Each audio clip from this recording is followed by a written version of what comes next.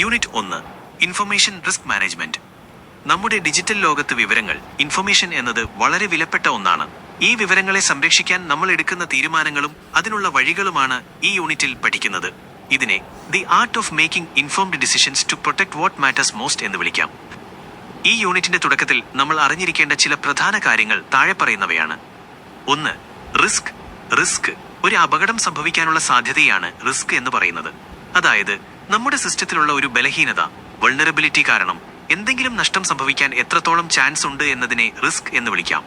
2. Information, വിവരങ്ങൾ. ഒരു ബിസിനസ്സിനോ വ്യക്തിക്കോ ഉപയോഗപ്രദമായ രീതിയിൽ ക്രമീകരിച്ചിരിക്കുന്ന ഡാറ്റയെയാണ് ഇൻഫർമേഷൻ എന്ന് വിളിക്കുന്നത്. ഇത് കസ്റ്റമർ വിവരങ്ങളോ സാമ്പത്തിക രേഖകളോ ആകാം. 3. Risk management. റിസ്കുകൾ ഏതൊക്കെയാണെന്ന് തിരിച്ചറിയുകയും അവ എത്രത്തോളം ഗൗരവമുള്ളതാണെന്ന് വിലയിരുത്തുകയും അത് തടയാനുള്ള നടപടികൾ എടുക്കുകയും ചെയ്യുന്ന പ്രക്രിയയാണിത്. ഈ പാഠഭാഗം പരീക്ഷയ്ക്ക് എഴുതുമ്പോൾ നമ്മൾ എന്തിനാണ് റിസ്ക് മാനേജ്മെന്റ് ചെയ്യുന്നത് എന്നതിന് ഇമ്പോർട്ടൻസ് ഓഫ് IRM 4 പ്രധാന കാരണങ്ങൾ ടെക്സ്റ്റ് ബുക്കിൽ നൽകിയിട്ടുണ്ട്. പേജ് 41. Minimise losses. ഹാക്കിംഗ് മൂലമോ മറ്റോ ഉണ്ടാകുന്ന പണം, സമയം, സൽപ്പേര് എന്നിവയുടെ നഷ്ടം കുറയ്ക്കാൻ ഇത് സഹായിക്കുന്നു. Regulatory compliance. നിയമപരമായ സുരക്ഷാ മാനദണ്ഡങ്ങൾ പാലിക്കാൻ ഇത് നിർബന്ധമാണ്. Business continuity. ഒരു അപകടം സംഭവിച്ചാലും ബിസിനസ് നിന്നു പോകാതെ മുന്നോട്ട് കൊണ്ടുപോകാൻ ഇത് സഹായിക്കുന്നു. Decision making. ഏത് കാര്യത്തിനാണ് കൂടുതൽ പ്രാധാന്യം നൽകേണ്ടത് എന്ന് തീരുമാനിക്കാൻ ഇത് സഹായിക്കുന്നു. ഈ യൂണിറ്റിൽ പ്രധാനമായും 5 തരം ഇൻഫർമേഷൻ റിസ്കുകളെ കുറിച്ചാണ്, ടൈപ്സ് ഓഫ് ഇൻഫർമേഷൻ റിസ്ക്സ്, പറയുന്നത്. 1. Data breaches. അനുവാദമില്ലാതെ ആരെങ്കിലും നമ്മുടെ രഹസ്യവിവരങ്ങൾ ചോർത്തുന്നത്. 2. Phishing attacks. വ്യാജ ഇമെയിലുകളോ മെസ്സേജുകളോ അയച്ച് പാസ്വേഡ് പോലുള്ള വിവരങ്ങൾ തട്ടിയെടുക്കുന്നത്. 3. Malware infections. വൈറസ്, വേംസ് തുടങ്ങിയവ വഴി സിസ്റ്റം നശിപ്പിക്കുന്നത്. 4. Insider threats. സ്ഥാപനത്തിനുള്ളിലുള്ള ആളുകൾ തന്നെ വിവരങ്ങൾ ദുരുപയോഗം ചെയ്യുന്നത്. 5. അൺപാച്ച് സോഫ്റ്റ്വെയറുകൾ അപ്ഡേറ്റ് ചെയ്യാത്തത് കാരണമുണ്ടാകുന്ന സുരക്ഷാ വീഴ്ചകൾ. ഇത്രയും കാര്യങ്ങൾ ക്ലിയർ ആണല്ലോ? എങ്കിൽ നമുക്കിതിന്റെ ഏറ്റവും പ്രധാനപ്പെട്ട ഭാഗമായ IRM പ്രോസസ് അഥവാ റിസ്ക് മാനേജ്മെന്റ് എങ്ങനെയാണ് ഓരോ സ്റ്റെപ്പായി ചെയ്യുന്നത് എന്നതിലേക്ക് കടക്കാം. ഇനി നമുക്ക് ടെക്സ്റ്റ് ബുക്കിലെ അടുത്ത പ്രധാന ഭാഗമായ റിസ്ക് മാനേജ്മെന്റ് പ്രോസസ്സിലേക്ക് കടക്കാം. ഒരു സ്ഥാപനത്തിലെ റിസ്കുകൾ കൈകാര്യം ചെയ്യാൻ പ്രധാനമായും 7 സ്റ്റെപ്പുകളാണുള്ളത്. അവ ഏതൊക്കെയാണെന്ന് താഴെ പറയുന്നവയാണ്. 1. Establishing the context. സാഹചര്യം വിലയിരുത്തുക. റിസ്ക് മാനേജ്മെന്റ് തുടങ്ങുന്നതിന് മുൻപ് നമ്മൾ എന്താണ് സംരക്ഷിക്കാൻ പോകുന്നത് എന്ന് നിശ്ചയിക്കുന്ന ഘട്ടമാണിത്. സ്ഥാപനത്തിന്റെ ലക്ഷ്യങ്ങൾ, ഒബ്ജക്റ്റീവ്സ് എന്തൊക്കെയാണെന്ന് മനസ്സിലാക്കുന്നു. ഏതൊക്കെ വിവരങ്ങളാണ് ഏറ്റവും പ്രധാനപ്പെട്ടത് എന്ന് തീരുമാനിക്കുന്നു. പാലിക്കേണ്ട നിയമപരമായ കാര്യങ്ങളും സാങ്കേതികമായ മാനദണ്ഡങ്ങളും ഇവിടെ നിശ്ചയിക്കുന്നു. 2. Risk identification. റിസ്ക് തിരിച്ചറിയൽ. നമ്മുടെ സിസ്റ്റത്തിന് ഭീഷണിയാകാൻ സാധ്യതയുള്ള കാര്യങ്ങളെ കണ്ടെത്തുകയാണ് ഇവിടെ ചെയ്യുന്നത്. എന്തൊക്കെ അപകടങ്ങൾ സംഭവിക്കാം? ഉദാഹരണത്തിന് ഹാക്കിംഗ് അല്ലെങ്കിൽ ഫയർ. നമ്മുടെ സിസ്റ്റത്തിൽ എവിടെയൊക്കെയാണ് വിള്ളലുകൾ, വൾനറബിലിറ്റീസ് ഉള്ളത്? ആരാണ് ഇത് ചെയ്യാൻ സാധ്യതയുള്ളത്? Threat actors. 3. Risk analysis. Risk വിശകലനം. തിരിച്ചറിഞ്ഞ ഓരോ റിസ്കിനെയും കുറിച്ച് കൂടുതൽ പഠിക്കുന്നു. പ്രധാനമായും 2 കാര്യങ്ങളാണ് ഇതിൽ നോക്കുന്നത്. ലൈക്ലിഹുഡ്. ഈ റിസ്ക് സംഭവിക്കാൻ എത്രത്തോളം സാധ്യതയുണ്ട്? ഇമ്പാക്ട്. ഇത് സംഭവിച്ചാൽ സ്ഥാപനത്തിന് എത്രത്തോളം വലിയ നഷ്ടമുണ്ടാകും? ഈ 2 കാര്യങ്ങളും ചേർത്ത് ഓരോ റിസ്കിനും ഒരു സ്കോർ, ഹൈ, മീഡിയം, ലോ നൽകുന്നു. 4. Risk evaluation. റിസ്ക് മൂല്യനിർണ്ണയം. വിശകലനം ചെയ്ത റിസ്കുകളെ കമ്പനിയുടെ റിസ്ക് എടുക്കാനുള്ള ശേഷിയുമായി റിസ്ക് ആപ്പറ്റൈറ്റ് താരതമ്യം ചെയ്യുന്നു. ഏത് റിസ്ക്കാണ് ആദ്യം പരിഹരിക്കേണ്ടത് എന്ന മുൻഗണന, പ്രയോറിറ്റി നിശ്ചയിക്കുന്നു. ചില ചെറിയ റിസ്കുകൾ നമ്മൾ പരിഹരിക്കാതെ തന്നെ വിട്ടേക്കാം. 5. Risk treatment. റിസ്ക് പരിഹരിക്കൽ. റിസ്കുകളെ നേരിടാൻ അനുയോജ്യമായ വഴികൾ തിരഞ്ഞെടുക്കുന്നു. ഇതിനെ റെസ്പോൺസ് പ്ലാനിംഗ് എന്നും വിളിക്കാം. ഇതിൽ പ്രധാനമായും 4 വഴികളാണുള്ളത്. അവോയ്ഡൻസ്. റിസ്ക് ഉണ്ടാകാൻ സാധ്യതയുള്ള പ്രവൃത്തി തന്നെ വേണ്ടെന്ന് വെക്കുന്നു. മിറ്റിഗേഷൻ. റിസ്ക് കുറയ്ക്കാനുള്ള സെക്യൂരിറ്റി സംവിധാനങ്ങൾ, ഉദാഹരണത്തിന് ഫയർവാൾ ഒരുക്കുന്നു. ട്രാൻസ്ഫർ. റിസ്ക് മറ്റൊരു കമ്പനിക്കോ ഇൻഷുറൻസിനോ കൈമാറുന്നു. അക്സെപ്റ്റൻസ്. റിസ്ക് വളരെ ചെറുതാണെങ്കിൽ അത് അങ്ങനെ തന്നെ സ്വീകരിക്കുന്നു. Risk monitoring and review. നിരീക്ഷണവും വിലയിരുത്തലും. റിസ്ക് മാനേജ്മെന്റ് എന്നത് ഒരിക്കൽ ചെയ്ത് അവസാനിപ്പിക്കേണ്ട ഒന്നല്ല. അത് ഒരു തുടർച്ചയായ പ്രക്രിയയാണ്. എന്തിനാണ് ഇത് ചെയ്യുന്നത്? നമ്മൾ നടപ്പിലാക്കിയ സുരക്ഷാ മാർഗങ്ങൾ, കൺട്രോൾസ് ശരിയായി പ്രവർത്തിക്കുന്നുണ്ടോ എന്ന് ഉറപ്പുവരുത്താൻ, പുതിയ ഭീഷണികൾ, ന്യൂ ത്രെറ്റ്സ് വരുന്നുണ്ടോ എന്ന് നിരീക്ഷിക്കാനും പഴയ റിസ്കുകളിൽ മാറ്റം വന്നിട്ടുണ്ടോ എന്ന് പരിശോധിക്കാനും ഇത് സഹായിക്കുന്നു. എക്സാമ്പിൾ, ഒരു സിസ്റ്റത്തിൽ ആന്റിവൈറസ് ഇൻസ്റ്റാൾ ചെയ്താൽ മാത്രം പോരാ, അത് കൃത്യമായി അപ്ഡേറ്റ് ആകുന്നുണ്ടോ എന്ന് ഇടയ്ക്കിടെ ചെക്ക് ചെയ്യണം. 2. Communication and consultation. ആശയവിനിമയം. റിസ്ക് മാനേജ്മെന്റ് പ്രക്രിയയുടെ ഓരോ ഘട്ടത്തിലും ബന്ധപ്പെട്ട എല്ലാവരുമായും സ്റ്റേക്ക് ഹോൾഡേഴ്സ് സംസാരിക്കേണ്ടത് അത്യാവശ്യമാണ്. എന്തിനാണ് ഇത് ചെയ്യുന്നത്? ഓരോ റിസ്കിനെയും കുറിച്ച് കൃത്യമായ വിവരം എല്ലാവർക്കും നൽകാൻ സ്ഥാപനത്തിലെ ജീവനക്കാർക്കും മാനേജ്മെന്റിനും സുരക്ഷാ കാര്യങ്ങളിൽ വ്യക്തമായ ധാരണ നൽകുന്നു. ഇതിലൂടെ എല്ലാവരുടെയും അഭിപ്രായങ്ങൾ കണക്കിലെടുക്കാൻ സാധിക്കും. 3. Documentation and reporting. രേഖപ്പെടുത്തലും റിപ്പോർട്ടിംഗും. കണ്ടെത്തിയ റിസ്കുകളും എടുത്ത നടപടികളും കൃത്യമായി എഴുതി സൂക്ഷിക്കുന്ന ഘട്ടമാണിത്. എന്തിനാണിത് ചെയ്യുന്നത്? ഭാവിയിൽ പരിശോധിക്കാനും നിയമപരമായ ആവശ്യങ്ങൾക്കും ഓഡിറ്റിംഗ് ഇത് ഉപകരിക്കും. ഒരു റിസ്ക് വന്നപ്പോൾ നമ്മൾ എന്ത് ചെയ്തു എന്നത് രേഖപ്പെടുത്തുന്നത് അടുത്ത തവണ സമാനമായ പ്രശ്നം വരുമ്പോൾ വേഗത്തിൽ പരിഹരിക്കാൻ സഹായിക്കും. എന്താണ് റിസ്ക് അക്സെപ്റ്റൻസ്? ഒരു റിസ്കിനെ മാറ്റാനോ അവോയ്ഡ് കുറയ്ക്കാനോ മിറ്റിഗേറ്റ് കൈമാറാനോ ട്രാൻസ്ഫർ ശ്രമിക്കാതെ അതങ്ങനെ തന്നെ നിലനിർത്താൻ ബോധപൂർവം തീരുമാനിക്കുന്നതിനെയാണ് റിസ്ക് അക്സെപ്റ്റൻസ് എന്ന് വിളിക്കുന്നത്. ഇത് വെറുതെ വിട്ടുകളയുന്ന ഒന്നല്ല, മറിച്ച് കൃത്യമായ വിശകലനത്തിന് ശേഷം എടുക്കുന്ന ഒരു തീരുമാനമാണ്. എപ്പോഴാണ് റിസ്ക് സ്വീകരിക്കുന്നത്? Criteria four acceptance. പുസ്തകത്തിൽ പറയുന്നതനുസരിച്ച് താഴെ പറയുന്ന സാഹചര്യങ്ങളിലാണ് നമ്മൾ റിസ്ക് അക്സെപ്റ്റ് ചെയ്യുന്നത്. 1. Low risk level. റിസ്ക് സംഭവിക്കാനുള്ള സാധ്യതയും ലൈക്ലിഹുഡ് അതുണ്ടാക്കുന്ന നഷ്ടവും ഇമ്പാക്റ്റ് വളരെ കുറവാണെങ്കിൽ. 2. High cost of control. ഒരു റിസ്ക് ഒഴിവാക്കാൻ എടുക്കുന്ന സുരക്ഷാ നടപടികൾക്ക് വരുന്ന ചിലവ് ആ റിസ്ക് സംഭവിച്ചാൽ ഉണ്ടാകുന്ന നഷ്ടത്തേക്കാൾ കൂടുതലാണെങ്കിൽ. ഉദാഹരണത്തിന് 100 രൂപയുടെ നഷ്ടം ഒഴിവാക്കാൻ 1000 രൂപ ചിലവാക്കുന്നത് ബുദ്ധിയല്ലല്ലോ. 3. Risk apatite. സ്ഥാപനത്തിന് താങ്ങാൻ കഴിയുന്ന പരിധിക്കുള്ളിലാണ് ടോളറൻസ് ലെവൽ ആ റിസ്ക് എങ്കിൽ അത് സ്വീകരിക്കാം. അത് കൃത്യമായ ഒരു പ്ലാനിലൂടെയാണ് കടന്നുപോകുന്നത്. അവ താഴെ പറയുന്നവയാണ്. 1. Identify the risk. ഏതാണ് ആ റിസ്ക് എന്ന് വ്യക്തമായി തിരിച്ചറിയുന്നു. ഇത് എവിടെ നിന്ന് വരുന്നു എന്ന് മനസ്സിലാക്കുന്നു. 2. Assess likelihood and impact. ഇത് സംഭവിക്കാൻ എത്രത്തോളം സാധ്യതയുണ്ട് എന്നും അത് എത്ര വലിയ നഷ്ടമുണ്ടാക്കുമെന്നും വിശകലനം ചെയ്യുന്നു. 3. കമ്പയർ വിത്ത് റിസ്ക് ആപ്പിറ്റൈറ്റ്. ഈ റിസ്ക് കമ്പനിയുടെ റിസ്ക് എടുക്കാനുള്ള ശേഷിക്കുള്ളിലാണോ റിസ്ക് ആപ്പിറ്റൈറ്റ് എന്ന് പരിശോധിക്കുന്നു. 4. Is risk within acceptable limits. ഈ ഘട്ടത്തിൽ ഒരു തീരുമാനമെടുക്കുന്നു. റിസ്ക് പരിധിക്കുള്ളിലാണെങ്കിൽ അത് സ്വീകരിക്കാം, അക്സെപ്റ്റ്, അല്ലെങ്കിൽ അത് കുറയ്ക്കാനോ മാറ്റാനോ മിറ്റിഗേറ്റ് ട്രാൻസ്ഫർ ശ്രമിക്കണം. 5. Consider mitigation or transfer. Risk വളരെ കൂടുതലാണെങ്കിൽ അതിനെ എങ്ങനെ മാറ്റാം എന്ന് ആലോചിക്കുന്നു. 6. Make decision to accept risk. Risk പരിധിക്കുള്ളിലാണെന്ന് കണ്ടാൽ അത് ഔദ്യോഗികമായി സ്വീകരിക്കാൻ തീരുമാനിക്കുന്നു. 7. Document risk acceptance details. എന്തുകൊണ്ട് ഈ റിസ്ക് സ്വീകരിച്ചു, അതിന്റെ കാരണങ്ങൾ, ഇതുമായി ബന്ധപ്പെട്ട വിവരങ്ങൾ എന്നിവ രേഖപ്പെടുത്തുന്നു. 8. Obtain formal approval. ഉത്തരവാദിത്തപ്പെട്ട അധികാരികളിൽ നിന്ന് സീനിയർ മാനേജ്മെന്റ് അനുമതി വാങ്ങുന്നു. 9. Monitor risk continuously. റിസ്ക് സ്വീകരിച്ചാൽ പോലും അത് പിന്നീട് മാറ്റങ്ങൾ വരുന്നുണ്ടോ എന്ന് നിരന്തരം നിരീക്ഷിക്കുന്നു. പരീക്ഷയായും നമുക്ക് റിസ്ക് അക്സെപ്റ്റൻസ് പ്രക്രിയയിലെ വേഷങ്ങളും ഉത്തരവാദിത്തങ്ങളും റോൾസ് ആൻഡ് റെസ്പോൺസിബിലിറ്റീസ് നോക്കാം. ഒരു റിസ്ക് സ്വീകരിക്കാൻ തീരുമാനിക്കുമ്പോൾ സ്ഥാപനത്തിലെ വിവിധ തലങ്ങളിലുള്ള ആളുകൾക്ക് വ്യത്യസ്ത ചുമതലകളാണുള്ളത്. നമുക്ക് പ്രധാനപ്പെട്ട 3 വേഷങ്ങൾ പരിശോധിക്കാം. 1. Senior management executives. റിസ്ക് സ്വീകരിക്കുന്ന കാര്യത്തിൽ അന്തിമ തീരുമാനമെടുക്കുന്നത് ഇവരാണ്. സ്ഥാപനത്തിന്റെ ലക്ഷ്യങ്ങളുമായി ഈ തീരുമാനം യോജിച്ചു പോകുന്നുണ്ടോ എന്ന് ഇവർ ഉറപ്പുവരുത്തുന്നു. 2. Chief risk officer, CRO by risk manager. Risk management framework തയ്യാറാക്കുന്നതും തീരുമാനങ്ങൾ എടുക്കുന്നതിൽ മാനേജ്മെന്റിന് കൃത്യമായ മാർഗനിർദ്ദേശങ്ങൾ നൽകുന്നതും ഇവരുടെ ചുമതലയാണ്. 3. Information system owners. ഏത് സിസ്റ്റമാണോ റിസ്കിന് വിധേയമായിരിക്കുന്നത് ആ സിസ്റ്റത്തിന്റെ ഉടമസ്ഥർ ഇതിന്റെ ആഘാതം, ഇമ്പാക്ട് കൃത്യമായി വിലയിരുത്തണം. 4. Internal audit compliance team. Risk acceptance തീരുമാനങ്ങൾ കമ്പനിയുടെ നിയമങ്ങൾക്കും പോളിസികൾക്കും അനുസരിച്ചാണോ എന്ന് ഇവർ പരിശോധിക്കുന്നു.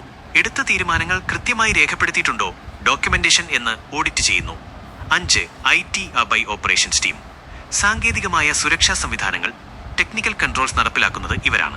റിസ്ക് ലെവലിൽ എന്തെങ്കിലും മാറ്റം വരുന്നുണ്ടോ എന്ന് സിസ്റ്റങ്ങൾ നിരന്തരം നിരീക്ഷിക്കുന്നു, monitoring. 6. Risk assessment team, analysts. റിസ്കുകളെ കുറിച്ച് പഠിച്ച് റിപ്പോർട്ടുകൾ തയ്യാറാക്കുന്നു. ഒരു റിസ്ക് സ്വീകരിക്കണോ അതോ മാറ്റണോ എന്ന് തീരുമാനിക്കാൻ ആവശ്യമായ ഡാറ്റ മാനേജ്മെന്റിന് നൽകുന്നത് ഇവരാണ്. റിസ്ക് മാനേജ്മെന്റിലെ ഏറ്റവും കരുത്തുറ്റ രീതിയായ റിസ്ക് അവോയ്ഡൻസ്, അപകടം ഒഴിവാക്കൽ എന്താണെന്ന് നോക്കാം. പേജ് 51 നൽകിയിരിക്കുന്ന വിവരങ്ങൾ പ്രകാരം ഒരു വലിയ അപകടത്തിന് സാധ്യതയുള്ള പ്രവർത്തനം അല്ലെങ്കിൽ സാഹചര്യം പൂർണ്ണമായും വേണ്ടെന്ന് വെക്കുന്നതിനെയാണ് റിസ്ക് അവോയ്ഡൻസ് എന്ന് പറയുന്നത്. ലളിതമായി പറഞ്ഞാൽ, ഒരു കാര്യത്തിൽ റിസ്ക് ഉണ്ടെന്ന് കണ്ടാൽ ആ റിസ്ക് എടുക്കാതിരിക്കുക. ഉദാഹരണത്തിന്, സുരക്ഷാ പ്രശ്നങ്ങളുള്ള ഒരു പുതിയ സോഫ്റ്റ്വെയർ ഉപയോഗിക്കാതിരിക്കുന്നത് ഒരു റിസ്ക് അവോയ്ഡൻസ് രീതിയാണ്. ഈ ടോപ്പിക്കിൽ നമ്മൾ പഠിക്കുന്ന പ്രിവെൻഷൻ ഓഫ് ലോസസ്. അപകടം സംഭവിക്കാനുള്ള സാധ്യതയെ മുളയിലെ നുള്ളിക്കളയുന്നതുകൊണ്ട് വലിയ സാമ്പത്തിക നഷ്ടങ്ങളിൽ നിന്ന് സ്ഥാപനത്തെ രക്ഷിക്കാൻ ഇത് സഹായിക്കുന്നു. 2. Improved security posture. അപകട സാധ്യത വഴി സ്ഥാപനത്തിന്റെ സുരക്ഷാ നിലവാരം മെച്ചപ്പെടുന്നു. 3. Cost effectiveness. ചിലപ്പോൾ ഒരു റിസ്ക് കുറയ്ക്കാൻ മിറ്റിഗേറ്റ് വലിയ തുക ചിലവാക്കുന്നതിനേക്കാൾ ലാഭകരമായിരിക്കും ആ പ്രവർത്തനം തന്നെ വേണ്ടെന്ന് വെക്കുന്നത്. 4. Focus on safer alternatives. അപകടം ഒഴിവാക്കുന്നതിലൂടെ കൂടുതൽ സുരക്ഷിതമായ മറ്റു വഴികൾ കണ്ടെത്താൻ സ്ഥാപനത്തിന് സാധിക്കുന്നു. നമുക്ക് റിസ്ക് അവോയ്ഡൻസ് നടപ്പിലാക്കാൻ ഉപയോഗിക്കുന്ന പ്രധാന തന്ത്രങ്ങൾ, സ്ട്രാറ്റജീസ് ഫോർ റിസ്ക് അവോയ്ഡൻസ്, വിശദമായി നോക്കാം. ഒരു അപകടം ഒഴിവാക്കാൻ ഒരു സ്ഥാപനം സ്വീകരിക്കുന്ന പ്രധാന വഴികൾ ഇവയാണ്. 1. Eliminating risk prone activities. വളരെ അപകട സാധ്യതയുള്ള ബിസിനസ് പ്രവർത്തനങ്ങൾ അല്ലെങ്കിൽ പ്രോജക്റ്റുകൾ പൂർണ്ണമായും വേണ്ടെന്ന് വെക്കുന്നു. 2. Replacing insecure systems. സുരക്ഷാ കുറവുള്ള പഴയ സോഫ്റ്റ്വെയറുകളും സിസ്റ്റങ്ങളും മാറ്റി കൂടുതൽ സുരക്ഷിതമായവ ഉപയോഗിക്കുന്നു. 3. റിസ്ട്രിക്റ്റിംഗ് ആക്സസ് ആൻഡ് പ്രിവിലേജസ്. എല്ലാവർക്കും എല്ലാ വിവരങ്ങളും കാണാൻ അനുവാദം നൽകുന്നതിന് പകരം ജോലിക്ക് ആവശ്യമായ വിവരങ്ങൾ മാത്രം കാണാൻ അനുമതി നൽകുന്നു. Principle of least privilege. 4. Avoiding external dependencies. സുരക്ഷാ മാനദണ്ഡങ്ങൾ പാലിക്കാത്ത പുറത്തുള്ള കമ്പനികളുടെ തേർഡ് പാർട്ടി വെൻഡേഴ്സ് സേവനങ്ങൾ ഒഴിവാക്കുന്നു. 5. Disabling high risk features. സിസ്റ്റത്തിലെ അപകടകരമായേക്കാവുന്ന ഫീച്ചറുകൾ, ഉദാഹരണത്തിന് USB പോർട്ടുകൾ, റിമോട്ട് ഡെസ്ക്ടോപ്പ് ആക്സസ് ഓഫാക്കി വെക്കുന്നു. 6. Banning bring your own device, BYOD. ജീവനക്കാർ സ്വന്തം ഫോണോ ലാപ്ടോപ്പോ ഓഫീസിലെ ആവശ്യങ്ങൾക്ക് ഉപയോഗിക്കുന്നത് നിരോധിക്കുന്നു. 7. Changing business processes. വിവരങ്ങൾ നഷ്ടപ്പെടാൻ സാധ്യതയുള്ള രീതിയിലുള്ള പ്രവർത്തന ശൈലി തന്നെ മാറ്റുന്നു. 8. Avoiding internet exposed systems. വളരെ പ്രധാനപ്പെട്ട സിസ്റ്റങ്ങളെ ഇന്റർനെറ്റുമായി ബന്ധിപ്പിക്കാതെ മാറ്റിവെക്കുന്നു. Air gapping. Risk mitigation, risk ലഘൂകരണം. റിസ്ക് പൂർണ്ണമായും ഇല്ലാതാക്കാൻ കഴിയില്ലെന്ന് വരുമ്പോൾ അതിന്റെ ആഘാതവും ഇമ്പാക്ട് അത് സംഭവിക്കാനുള്ള സാധ്യതയും ലൈക്ലിഹുഡ് ഒരു നിശ്ചിത പരിധിക്കുള്ളിലേക്ക് കുറയ്ക്കാൻ ശ്രമിക്കുന്നതിനെയാണ് റിസ്ക് മിറ്റിഗേഷൻ എന്ന് വിളിക്കുന്നത്. ഇതിലൂടെ ബിസിനസ് തടസ്സമില്ലാതെ മുന്നോട്ട് കൊണ്ടുപോകാൻ സാധിക്കുന്നു. Risk mitigation planning. വിശദമായ ഘട്ടങ്ങൾ. ഒരു സ്ഥാപനത്തിൽ റിസ്ക് കുറയ്ക്കാനുള്ള പദ്ധതി തയ്യാറാക്കുമ്പോൾ താഴെ പറയുന്ന 5 കാര്യങ്ങൾ വളരെ വിശദമായി എഴുതണം. 1. Identify risks to mitigate. എല്ലാ റിസ്കുകളും ഒരേപോലെ അപകടകാരികളല്ല. അതുകൊണ്ട് ബിസിനസിനെ ഏറ്റവും കൂടുതൽ ബാധിക്കുന്ന, ഹൈ ഇമ്പാക്ട് സംഭവിക്കാൻ കൂടുതൽ സാധ്യതയുള്ള ഹൈ ലൈക്ലിഹുഡ് റിസ്കുകളെ ആദ്യം കണ്ടെത്തുന്നു. 2. Analyse risk causes and effects. ഒരു റിസ്ക് എന്തുകൊണ്ടുണ്ടാകുന്നു, റൂട്ട് കോസ് എന്നും അത് സംഭവിച്ചാൽ ഏതൊക്കെ സിസ്റ്റങ്ങളെ ബാധിക്കും, എഫക്ട്സ് എന്നും ആഴത്തിൽ പഠിക്കുന്നു. ഇതിനെ റൂട്ട് കോസ് അനാലിസിസ് എന്ന് വിളിക്കുന്നു. 3. Develop mitigation strategies. ഓരോ റിസ്കിനും അനുയോജ്യമായ പരിഹാരങ്ങൾ നിശ്ചയിക്കുന്നു. ഉദാഹരണത്തിന്, ഡാറ്റ ചോർച്ച തടയാൻ എൻക്രിപ്ഷൻ സിസ്റ്റം തകരാറിലായാൽ ഉപയോഗിക്കാൻ ബാക്കപ്പ് പ്ലാനുകൾ. 4. Assign roles and resources. ആരാണ് ഈ സുരക്ഷാ നടപടികൾ ചെയ്യേണ്ടത് എന്ന് നിശ്ചയിക്കുന്നു. ഉദാഹരണത്തിന്, ഇറ്റ് മാനേജർ. ഇതിനായി എത്ര പണം, ബഡ്ജറ്റ്, എത്ര സമയം എന്നിവ വേണമെന്നും തീരുമാനിക്കുന്നു. 5. Set time lines and monitor. ഈ പ്ലാൻ എപ്പോൾ തീർക്കണമെന്ന് ഒരു ഡെഡ് ലൈൻ വെക്കുന്നു. നടപ്പിലാക്കി കഴിഞ്ഞാലും ഇത് ഫലപ്രദമാണോ എന്ന് നിരന്തരം പരിശോധിക്കുന്നു. നമുക്ക് ഈ പ്ലാനിങ്ങിലെ 4ാമത്തെ പോയിന്റിനെ types of risk mitigation strategies. പ്രധാന റിസ്ക് മിറ്റിഗേഷൻ തന്ത്രങ്ങൾ. Types of strategies. 1. Risk avoidance. Risk ഒഴിവാക്കൽ. ഏറ്റവും സുരക്ഷിതമായ മാർഗമാണിത്. ഒരു പ്രവൃത്തിയിൽ വലിയ റിസ്ക് ഉണ്ടെന്ന് കണ്ടാൽ ആ പ്രവൃത്തി തന്നെ വേണ്ടെന്ന് വെക്കുന്നു. ഉദാഹരണം, സുരക്ഷാ പിഴവുകളുള്ള ഒരു സോഫ്റ്റ്വെയർ ഇൻസ്റ്റാൾ ചെയ്യാതിരിക്കുക. ഇതിലൂടെ ആ റിസ്കിനെ നമ്മൾ പൂർണ്ണമായും ഇല്ലാതാക്കുന്നു. 2. റിസ്ക് റിഡക്ഷൻ ആയി റിസ്ക് കൺട്രോൾ. റിസ്ക് കുറയ്ക്കൽ. റിസ്ക് ഒഴിവാക്കാൻ കഴിയില്ലെങ്കിൽ അതിന്റെ ആഘാതമോ സംഭവിക്കാനുള്ള സാധ്യതയോ കുറയ്ക്കാൻ നടപടികൾ എടുക്കുന്നു. ഇൻഫർമേഷൻ സെക്യൂരിറ്റിയിൽ ഏറ്റവും കൂടുതൽ ഉപയോഗിക്കുന്ന രീതിയാണിത്. നടപടികൾ: പാസ്വേഡുകൾ ശക്തമാക്കുക, ജീവനക്കാർക്ക് പരിശീലനം നൽകുക, ആന്റിവൈറസ് ഉപയോഗിക്കുക, കൃത്യമായി ബാക്കപ്പ് എടുക്കുക. 3. Risk transfer. റിസ്ക് കൈമാറ്റം. റിസ്കിന്റെ ഉത്തരവാദിത്തം അല്ലെങ്കിൽ നഷ്ടം ഒരു 3ാം കക്ഷിയിലേക്ക് തേർഡ് പാർട്ടി മാറ്റുന്നു. ഉദാഹരണം, സൈബർ ലയബിലിറ്റി ഇൻഷുറൻസ് എടുക്കുന്നത് വഴി സാമ്പത്തിക നഷ്ടം ഇൻഷുറൻസ് കമ്പനി ഏറ്റെടുക്കുന്നു. അല്ലെങ്കിൽ IT പ്രവർത്തനങ്ങൾ മറ്റൊരു സ്പെഷ്യലൈസ്ഡ് കമ്പനിയെ ഏൽപ്പിക്കുന്നു. ഔട്ട്സോഴ്സിംഗ്. 4. Risk acceptance. റിസ്ക് സ്വീകരിക്കൽ.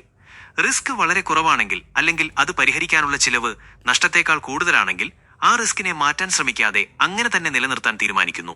എങ്കിലും ഈ തീരുമാനം കൃത്യമായി രേഖപ്പെടുത്തുകയും ഡോക്യുമെന്റേഷൻ മാനേജ്മെന്റ് അംഗീകരിക്കുകയും വേണം. 5. Risk sharing. റിസ്ക് പങ്കിടൽ. റിസ്കിന്റെ ഉത്തരവാദിത്തം പല കക്ഷികൾ ചേർന്ന് പങ്കിടുന്നു. സാധാരണയായി ക്ലൗഡ് സർവീസുകളിലും പാർട്ട്ണർഷിപ്പുകളിലും ഇത് കാണാം. ഉദാഹരണം, ഡാറ്റയുടെ സെക്യൂരിറ്റി ക്ലൗഡ് കമ്പനിയും യൂസറും ചേർന്ന് ഉറപ്പാക്കുന്നത്. നമ്മളിപ്പോൾ ഈ 5 രീതികളും പഠിച്ചു. Risk mitigation. റിസ്ക് ലഘൂകരണം നടപ്പിലാക്കുമ്പോൾ സ്ഥാപനങ്ങൾ നേരിടുന്ന പ്രധാന വെല്ലുവിളികൾ, ചാലഞ്ചസ് ഇവയാണ്. 1. Identifying all possible risks. എല്ലാ റിസ്കുകളും കണ്ടെത്താനുള്ള പ്രയാസം. ഇന്നത്തെ വേഗത്തിൽ മാറുന്ന സാങ്കേതിക സാഹചര്യത്തിൽ എല്ലാ അപകട സാധ്യതകളും മുൻകൂട്ടി കാണുക എന്നത് വളരെ ബുദ്ധിമുട്ടാണ്. ചിലപ്പോൾ പുതിയ തരം സൈബർ ആക്രമണങ്ങൾ നമ്മൾ തിരിച്ചറിയുന്നതിന് മുൻപേ സംഭവിച്ചേക്കാം. 2. ലാക്ക് ഓഫ് റിസോഴ്സസ്, വിഭവങ്ങളുടെ കുറവ്. റിസ്ക് കുറയ്ക്കാനുള്ള നടപടികൾക്ക് വലിയ തുക, ബഡ്ജറ്റ്, സമയം, അതുപോലെ വൈദഗ്ധ്യമുള്ള ആളുകൾ, സ്കിൽഡ് സ്റ്റാഫ് എന്നിവ ആവശ്യമാണ്. ചെറിയ സ്ഥാപനങ്ങൾക്ക് ഇത് വലിയൊരു വെല്ലുവിളിയാണ്. 3. Changing technology and threat landscape, മാറിക്കൊണ്ടിരിക്കുന്ന സാങ്കേതിക വിദ്യ. പുതിയ ടെക്നോളജികൾ, AI, IoT, ക്ലൗഡ് വരുന്നതിനനുസരിച്ച് പുതിയ റിസ്കുകളും ഉണ്ടാകുന്നു. പഴയ സുരക്ഷാ പ്ലാനുകൾ എപ്പോഴും അപ്ഡേറ്റ് ചെയ്തുകൊണ്ടിരിക്കുക എന്നത് പ്രായോഗികമായി ബുദ്ധിമുട്ടുള്ള കാര്യമാണ്. 4. Human error and lack of awareness, മനുഷ്യസഹജമായ തെറ്റുകൾ. ഏറ്റവും മികച്ച സുരക്ഷാ സംവിധാനങ്ങൾ ഉണ്ടെങ്കിലും ഒരു ജീവനക്കാരൻ അബദ്ധത്തിൽ ഒരു വ്യാജ ലിങ്കിൽ, ഫിഷിംഗ് ലിങ്ക് ക്ലിക്ക് ചെയ്താൽ ആ സുരക്ഷ തകരും. കൃത്യമായ പരിശീലനം നൽകുക എന്നത് വലിയൊരു കടമ്പയാണ്. 5. ഡിഫിക്കൽട്ടി ഇൻ പ്രയോറിറ്റൈസേഷൻ, മുൻഗണന നൽകുന്നതിലെ ബുദ്ധിമുട്ട്. ഒരു സ്ഥാപനത്തിൽ ഒരേ സമയം 100 കണക്കിന് റിസ്കുകൾ ഉണ്ടാകാം. ഇതിൽ ഏതിനാണ് ആദ്യം പരിഹാരം കാണേണ്ടതെന്ന് തീരുമാനിക്കാൻ പ്രയാസമാണ്.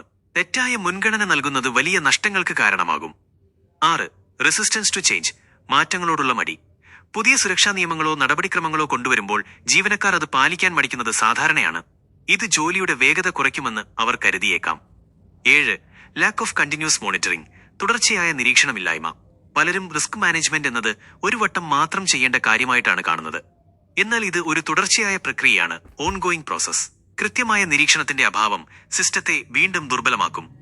പരീക്ഷയ്ക്ക് ഈ 7 പോയിന്റുകൾ സൈഡ് ഹെഡിംഗ് കൊടുത്ത് വിശദമായി എഴുതിയാൽ നല്ല മാർക്ക് ലഭിക്കും.